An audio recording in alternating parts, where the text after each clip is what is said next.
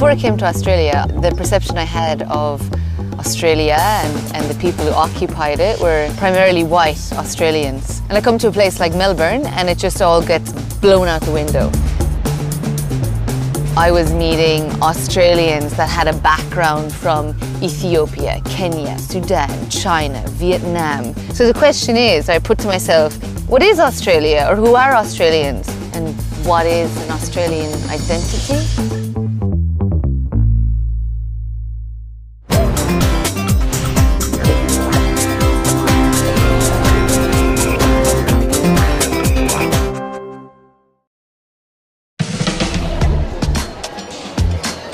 The markets were incredible. I mean, they had every kind of cuisine going.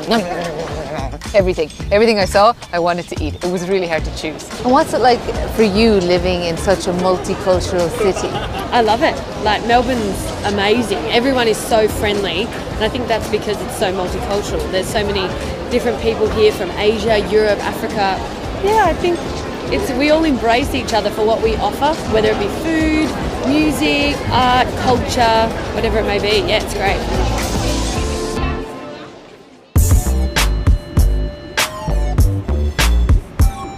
Hello. So I met Mojo Juju. She is half Filipino, half Indigenous. Mojo had some really interesting stuff to say about growing up with a dual culture. As a kid, I always identified as a Filipino-Australian because I felt like I knew a lot more about my Filipino heritage and felt very connected to that part of my identity.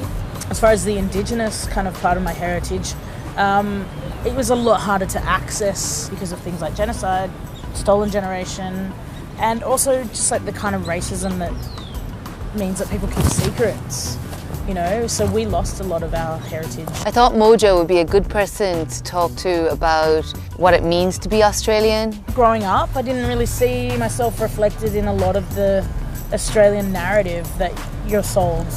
There wasn't anyone on television or on the radio that looked like me or sounded like me or had, you know, my story didn't get told. I think that's changing. It's starting to change. I do think it is an interesting time. I think there's much more visibility starting to happen, and there is a shift on a kind of institutional level to be more inclusive. Do you feel more like you belong in Melbourne? Yeah, look, it is a cultural hub, I think, of Australia. There's so much live music and theatre and art, and that's where I wanted to be. I wanted to be amongst that. I think it's also a really diverse city. There's a lot of visibility of people from different backgrounds. Excellent, excellent. Thanks so much for taking me here. No worries.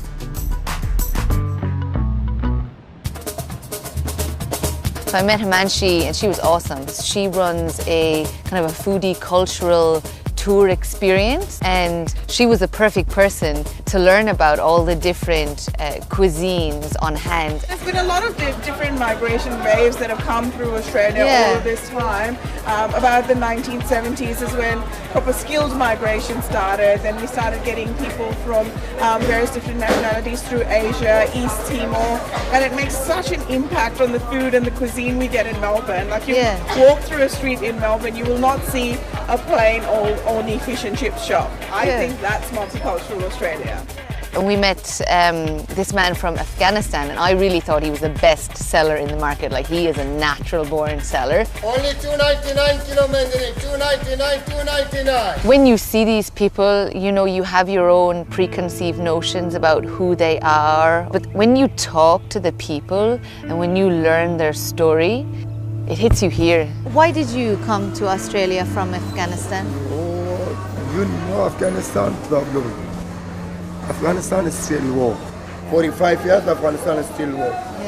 Yeah, before first coming Russia, after Russia is now coming Taliban, America, all together is now fight. His story is overwhelming. He escaped war, he came over on a boat, and he's just trying to make a better life for himself. And he loves Australia because Australia makes him feel safe. How long have you been here? Maybe been here walking 5 years, been here 10 years. 10 years in Melbourne? Yeah. Yeah, you like it? Yeah, I like it. It's a very good weather. Very nice. I was there to listen and to hear his story, and I wish more people would do that because there's so much hatred and fear in this world everywhere. If the tables were turned, you know, and if we were fleeing to their country, how would you want to be treated? I wish people would just understand that we're all human.